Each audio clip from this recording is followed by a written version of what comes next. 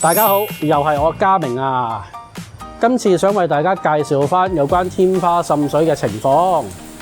事緣就係我哋巡視單位嘅時候，發現天花有滲水嘅跡象。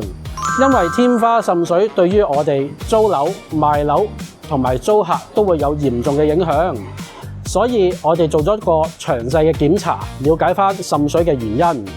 經過檢查之後，我哋發現外牆有爆裂嘅裂紋，同埋有石屎剝落嘅跡象，同埋喺落雨嘅時候，單位會出現滲水嘅情況。大雨嘅時候仲會滴水添，所以我哋就揾咗師傅去進行呢個外牆修補工程，同埋油防漏膜去解決我哋單位入邊滲水嘅問題。